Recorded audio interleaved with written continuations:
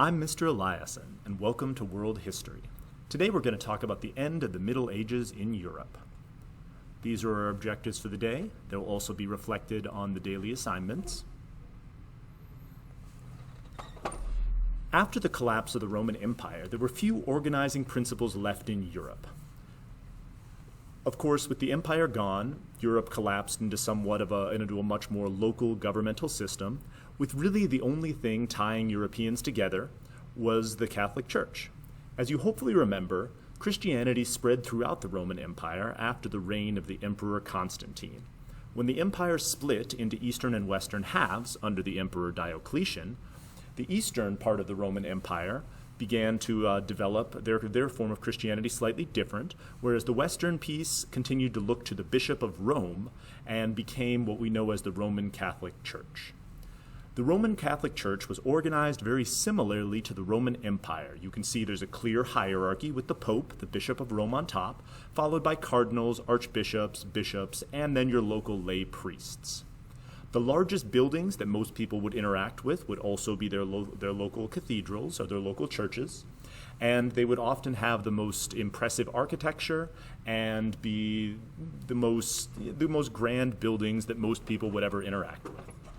Roman Catholicism also more or less organized all aspects of European life through the 7 Roman Catholic sacraments. So, from the very moment that a child was born and baptized to the moment in which the priest performs last rites, all of the important rituals throughout a person's life would be organized by the Catholic Church.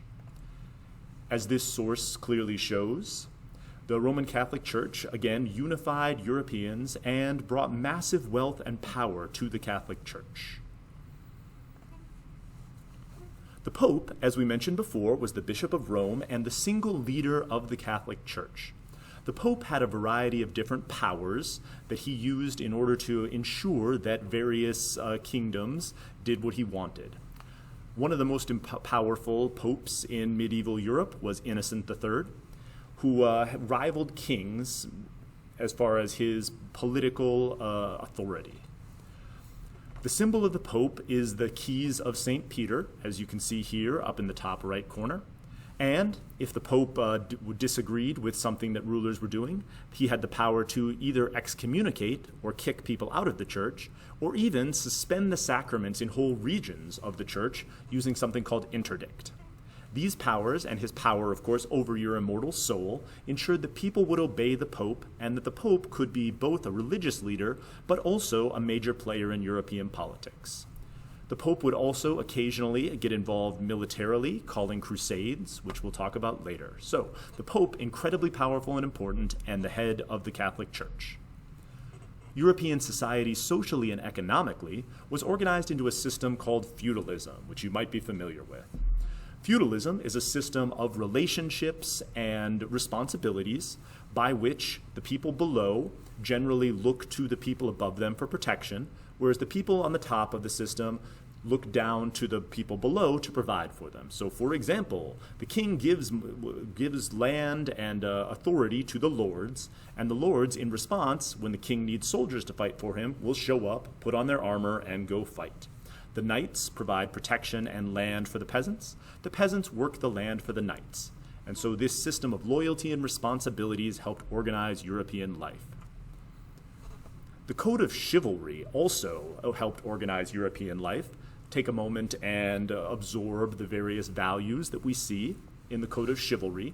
You can see some clear connections to Catholicism, but also the sort of a code of honor for warriors, and then generally some basic laws by which to live. Knights were supposed to respect this code of chivalry, and this helped organize European society.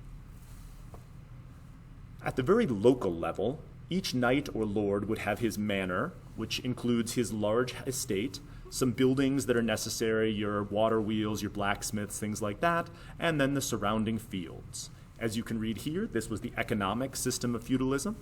The peasants worked the land provided to them by the Lord provided protection for the peasants, and also some resources, water wheels, mills, things like this to grind up their crops, and also blacksmiths to provide them with tools. Most peasants would then be bound to the land as serfs, and so as a noble would inherit his new estate, he would inherit the buildings on it, of course, the natural resources, and also the people, in order who would then work that land. The Middle Ages started to fall apart, or started to change in the late, after the year 1000. The Pope and a variety of other nobles had called a series of crusades. As the religion of Islam grew and took away territory from the Eastern Roman Emperor, occasionally Christians in Western Europe would launch these military expeditions to try to reestablish Christian control in what they saw as the Holy Land. Sometimes this was to aid the Patriarch in Constantinople, but sometimes it was in order to raise the prestige of the Pope, or just for rulers who wanted to show their basic piety. These crusades were varying levels of successful. At the most successful, they recaptured Jerusalem for Christianity and set up a variety of Christian kingdoms in the Middle East. At their least successful, they only made it to the Christian city of Constantinople, which they sacked and then burned. So, crusades, kind of a mixed bag. The Crusades had a variety of different important effects. One, all this traveling around, as we've talked about before, brought in new ideas, new beliefs, new technologies, things like that, moving from Asia through the Middle East and then back to Europe. And so we see stuff like luxury products are reintroduced to Europe. We see new technologies. And then, of course, we get ideas like the Arabic system of numerals, chemistry, algebra, things like that. It also, to some degree, decreased the power of the Pope, especially the embarrassingly failed Crusades, where they ended up sacking Christian cities instead of retaking the Holy Land. And many knights and nobles spent so much money on these Crusades that they lost power. And this is one of the things that's going to lead to the rise of new monarchy and the centralization of state power within Europe, which we're going to talk about later. With the rise of the Mongol Empire, as we talked about in previous lessons, trade is going to significantly expand, and you're going to see new products and ideas come into Europe.